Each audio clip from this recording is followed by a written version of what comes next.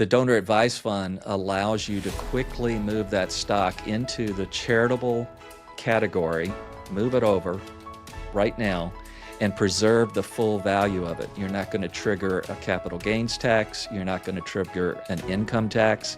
In fact, what you're going to do is trigger tax deductions and tax savings.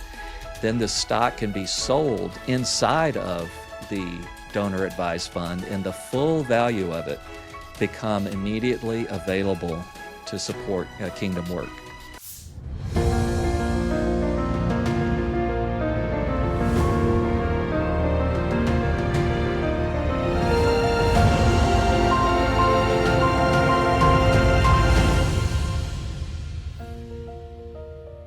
For a long time, donor-advised funds were something only the wealthy talked about. That has changed.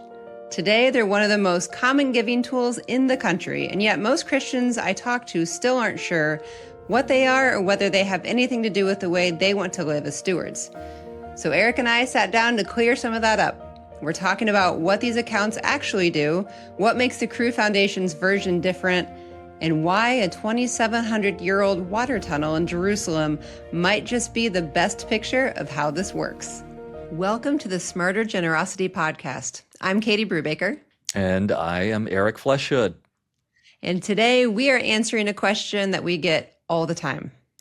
What exactly is a donor advised fund? Now, a lot of people have heard the term donor advised fund. They've maybe heard a friend mention it read it on a financial document. But I bet if I ask most listeners to explain what it really is, or most importantly, why it might matter for somebody who wants to give faithfully, I think a lot of us would struggle to explain it. So today, let's start there. Eric, how would you answer the question, what is a donor advised fund? Yeah. Well, first of all, I would answer it quickly because I don't want to lose people thinking, oh man, we're going to be talking about this technical, boring thing, sounds weird, and then move on to the fun stuff of the conversation. But the simplest way to understand a donor advised fund is it's a charitable giving account. It's dedicated to charitable giving, and it's housed at a foundation. So when most people are thinking, okay, this might be something that I'm interested in, it's a charitable giving account, sounds good. What would you say is the gap that most donors are trying to close when they're looking at a tool like this?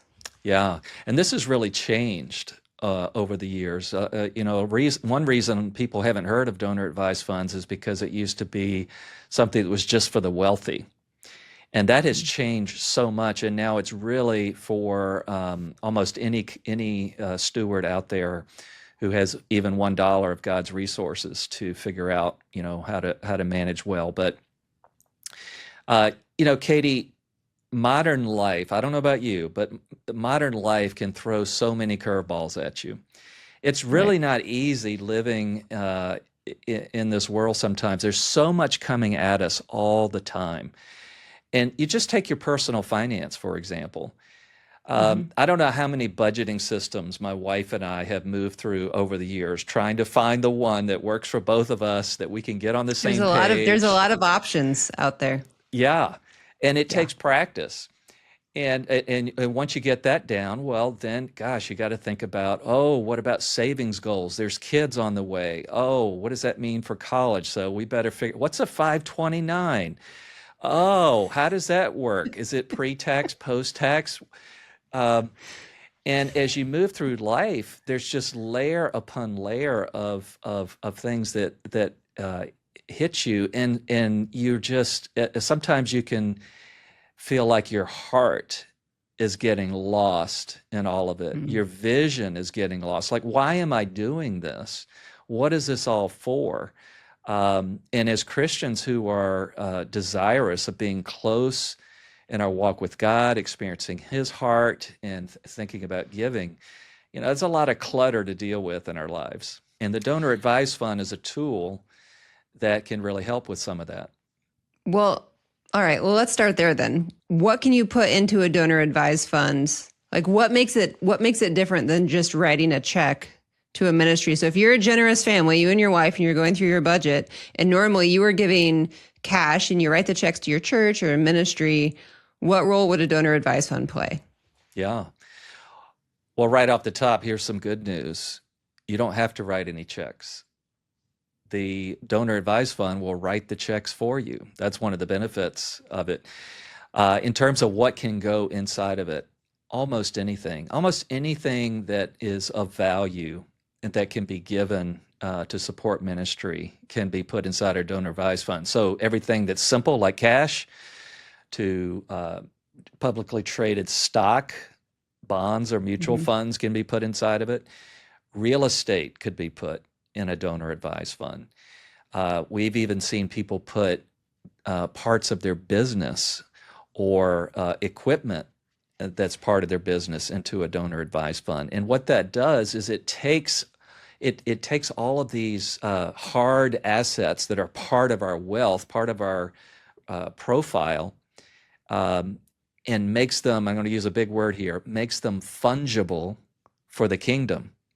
Fungible meaning it turns it into a resource that can actually be used by the ministries that you love and care about. Mm-hmm. Okay, so without going too technical, let me ask the question, why would I do that? I mean, so I've got appreciated stock. Right now, the stock market really, really high, right? So my husband and I have appreciated stock. Why would I put that into a donor advised fund? Yeah.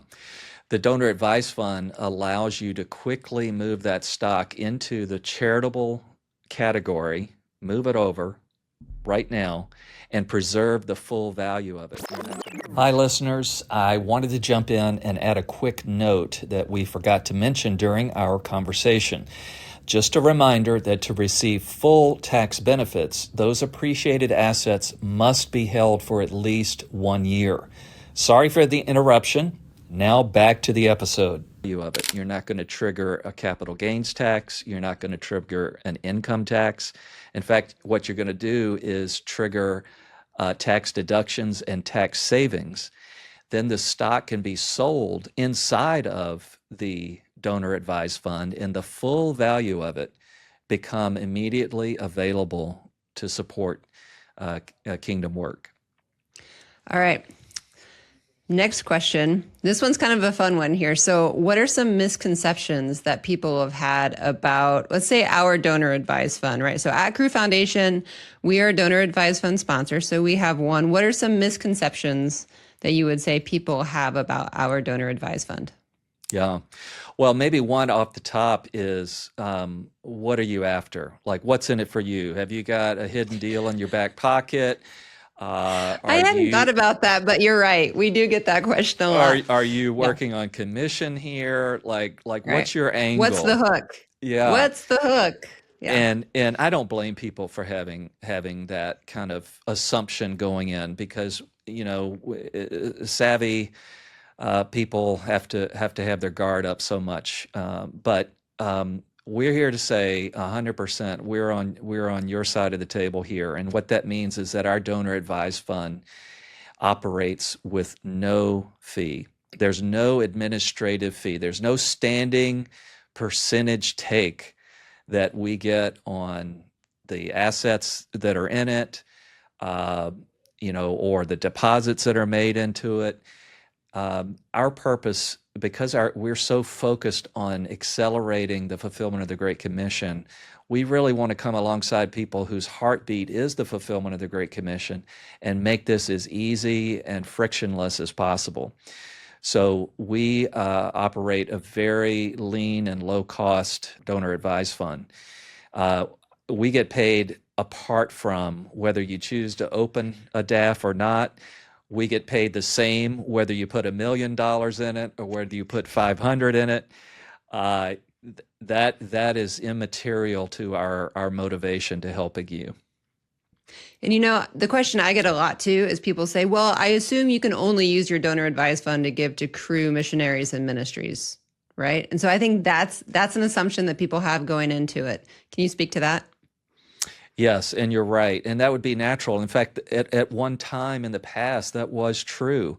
When before donor advised funds got to be, before we were able to operate it at scale, we did have to put some of those types of rules around. But now there is grant making freedom.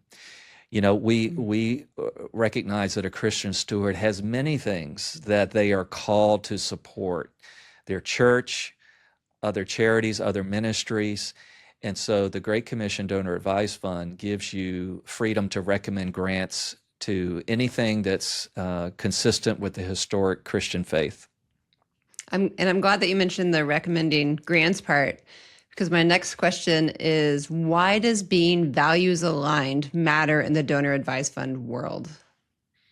This is a huge issue, and I'm glad that we're getting a chance to make people aware of it.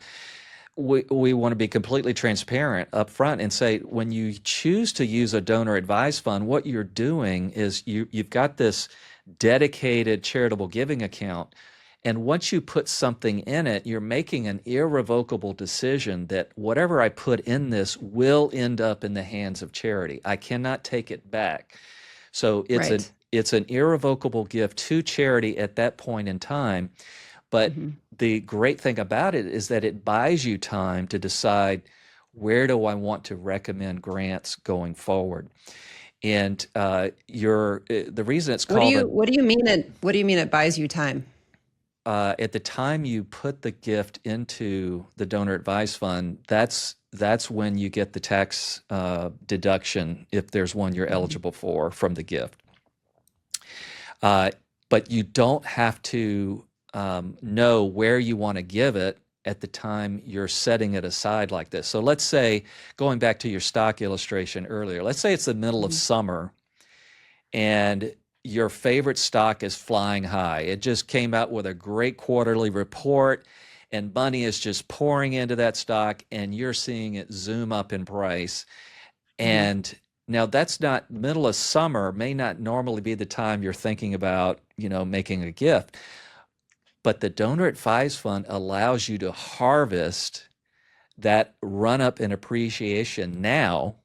So you can take the stock, move it over to the donor advised fund, get it liquidated, capture that full value now, and then later, when let's say the fall, when your church is rolling out its capital campaign, now you have the answer. Why did God want me to set aside that money back in July? Is so that I would have something to give in a big way when my church Mhm. is doing this campaign in September. Right. And when you put it into a donor advised fund, it's invested and all that growth is tax free. So as you wait on the Lord to prompt, where do we want to give? And this could be a family. I mean, for us, it's fun because we get to give as a family. So it's a conversation with our kids who are teenagers and just starting to exercise that generosity muscle and see where are their hearts at with this. What are they wanting to give to? So there's a whole bunch of ways that you can use a donor advised fund, both, individually, as a couple, as a family. But I got us off track when I asked you that last question. So I'm going to circle back around to the values question, the values alignment when you choose a donor advised fund. You Yes, started talking yes. about grants and then I took us in a different Oh, direction. no, Sorry. that's fine. Yeah, no, thanks for bringing it back to that question. Because your role is as an advisor to funds that have been irrevocably given to charity, right? That's why it's called a donor advised fund. You are now in the role of an advisor. You don't legally own any longer the assets that are Hmm. in that account. And so the relationship you have with the DAF sponsor is built on trust, and it's built on values alignment. So you could make a recommendation for a grant to go to something, but if your DAF sponsor, let's say they have political leanings that are against the cause that you want to support, they Hmm. could deny the grant on the basis of that it doesn't align with their values and what they're willing to support. So that's a reality that a lot of donors aren't aware of, and we make that clear up front. It's stated all over our material so that people Right. know before they start using this tool what the terms of it are. Um, but we're seeking to work with folks who are aligned to the scriptures, have Christian values, and who want to make a difference in this world through the things that God would be pleased to support. Well, before we jumped on and started recording this, Eric, you said, be sure to ask me about Hezekiah. Now, if there's anybody who can connect the dots between Hezekiah and the Donor Advised Fund, it's going to be you. So now I'm just extremely curious, and I'm excited to throw this question out to you because I want to hear what you have to say. What is it that you have in mind when you said, ask me about Hezekiah? Yeah. Well, I was thinking about our topic today and trying to think how could I quickly communicate, what a donor advised fund, how it can benefit someone without getting involved in the technical jargon and the numbers and the taxation and all that. And I thought about the story of Hezekiah. He was king of Judah, the southern kingdom, about 2,700 years ago, and he and his people were faced with an imminent siege of the city of Jerusalem, the capital. Sennacherib was the general, and he was about to siege the city. And the problem that they had, Hezekiah had, was that the main water source for the city was outside of the city gate. It was the spring of Gihon. And the Lord gave him this brilliant idea to construct a tunnel, an aqueduct underground that would simultaneously direct the water away from the enemy, but into the city and behind the city walls, so that if they were to lay siege to the city, they got no problems with the water supply. They could go forever with this source of clean water now filling up the reservoirs. And actually, it connected to the pool of Siloam, which you've probably read about in the Bible in the New Testament, inside the city.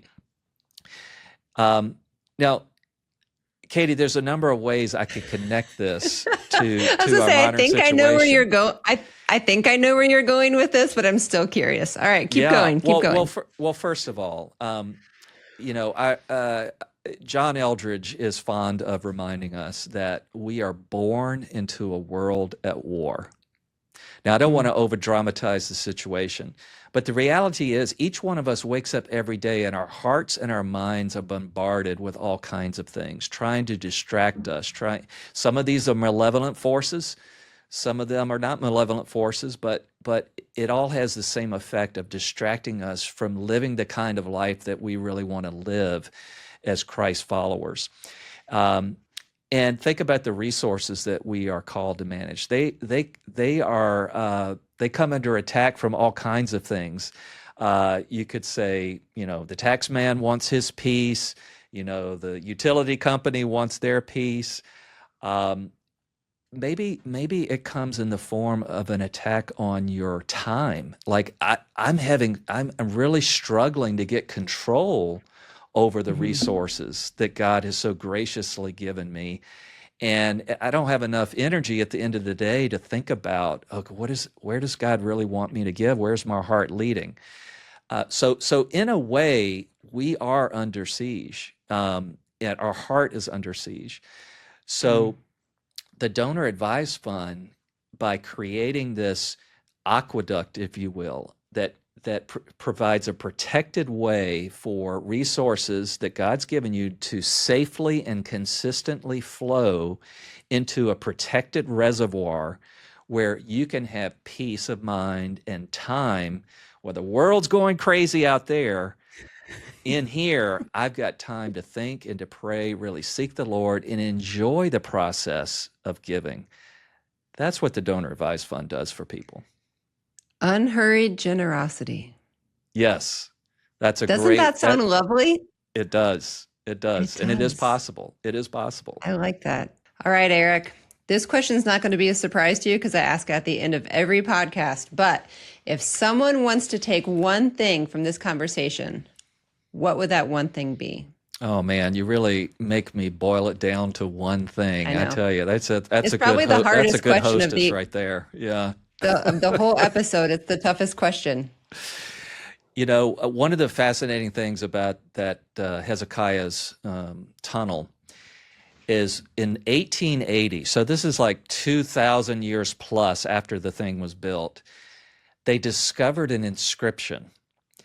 And the inscription indicated how they built the tunnel, that it involved two teams of diggers. They each started at opposite ends, and they worked their way to the middle. Now imagine trying to do this 2,700 years ago, before sonar, before radar. How in the world did they do that? And miraculously, they found each other in the middle, and the rest is history. And Katie, I love that image of two teams of diggers, because it goes back to something we said at the very beginning of our time podcasting. We often have two teams digging, right? We've got one is our financial planning. We're trying to get the numbers right. We're buried in spreadsheets. The other is our spiritual calling. We're pursuing the Lord. We're giving him his heart. And oftentimes those things feel miles apart. How are we going to bring those things together? And I think the Donor Advised Fund is one way that could help a lot of people do that bring the head and the heart together. I think that's the perfect ending, Eric. Thank you. See, that was a great wrap up. Perfect. Thanks so much. You're welcome. I can't wait to talk to you next time. Bye. I keep coming back to Hezekiah's aqueduct, the picture of it, a protected channel running underneath the chaos, a reservoir of clean water inside the walls while there's a world raging outside.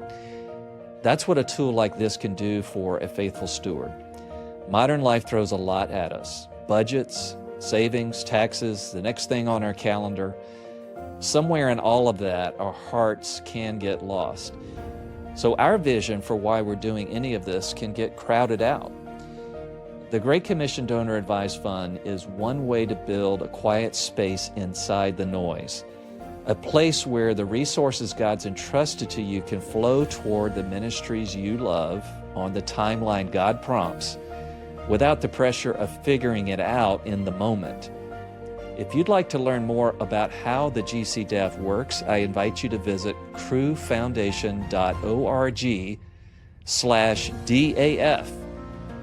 And if you'd rather start with a conversation, someone in our team would be glad to talk with you. No pressure, no obligation, just a conversation about what faithful stewardship looks like for you.